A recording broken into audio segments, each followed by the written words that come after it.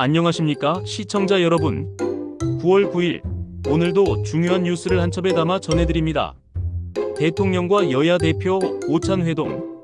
이재명 대통령이 8일 여야 대표를 용산 대통령실로 초청해 오찬 회동을 가졌습니다. 정청래 민주당 대표와 장동혁 국민의힘 원내대표가 냉랭했던 분위기를 깨고 처음으로 악수를 나눴다는 점에서 정치권 내 협치 가능성에 이목이 쏠리고 있습니다. 내란 사건 재판 연내 마무리될까? 윤석열 전 대통령의 내란 혐의 재판이 연내 마무리될 가능성이 제기됐습니다. 지귀현 부장판사는 올해 12월까지 심리를 마무리하겠다고 밝혔으나 윤 전 대통령 측이 특검법의 위헌성을 제기하면서 선고가 내년 1월로 미뤄질 수도 있습니다. 정청래 첫 교섭단체 대표연설. 정청래 민주당 대표는 9일 교섭단체 대표연설을 통해 검찰사법 언론 개혁을 강조했습니다. 하지만 여야 협치 관련 의제는 상대적으로 비중 있게 다뤄지지 않아 전국 운영의 불확실성이 남아 있습니다. 권성동 체포동의안 본회의에 보고. 국민의힘 권성동 의원에 대한 체포동의안이 국회 본회의에 보고됐습니다.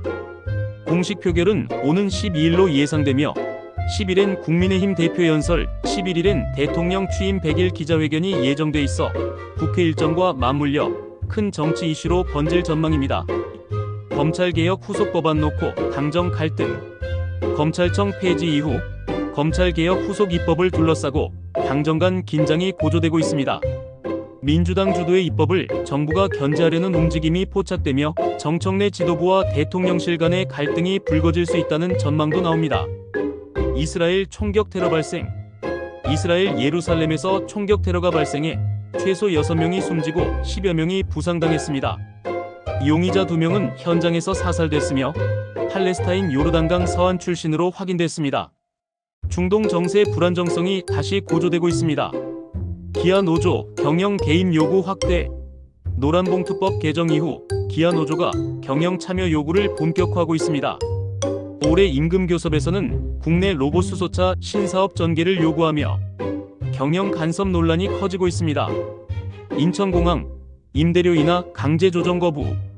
법원이 신라면세점 임대료를 25% 인하라고 결정했지만 인천공항공사는 이런 선례가 쌓이면 모든 낙찰자가 법원에 조정을 신청할 것이라며 강력히 반발하고 있습니다. 향후 대기업과 공기업 간 임대료 갈등이 확산될지 주목됩니다. 홈플러스 회생계획안 제출 11월로 연장. 홈플러스가 인수의향자를 찾지 못하면서 법원이 회생계획안 제출 기한을 기존 9월 10일에서 11월 10일로 연장했습니다. 유통업계 구조조정이 장기화될 조짐입니다. 추석 앞두고 먹거리 물가 급등. 계란 한 판이 7,041원, 배추 한 포기는 6,989원까지 올랐습니다. 추석 한 달을 앞두고 성수품 가격이 줄줄이 상승하면서 가계의 부담이 커지고 있다는 우려의 목소리가 커지고 있습니다. LH 부채 160조, 정부 직접 공급 총대. 정부는 135만 호 공급 계획의 일환으로 LH를 수도권 공공택지의 핵심 시행사로 지목했지만 LH의 부채는 이미 160조 원을 넘긴 상황. 지속 가능한 공급 시스템이 마련되지 않으면 대규모 사업의 차질이 불가피하다는 지적입니다. 토지거래허가구역 국토부가 직접 지정. 정부는 시장 과열 억제를 위해 토지거래허가구역 지정 권한을 지자체에서 국토교통부 장관으로 확대하는 법안을 추진 중입니다.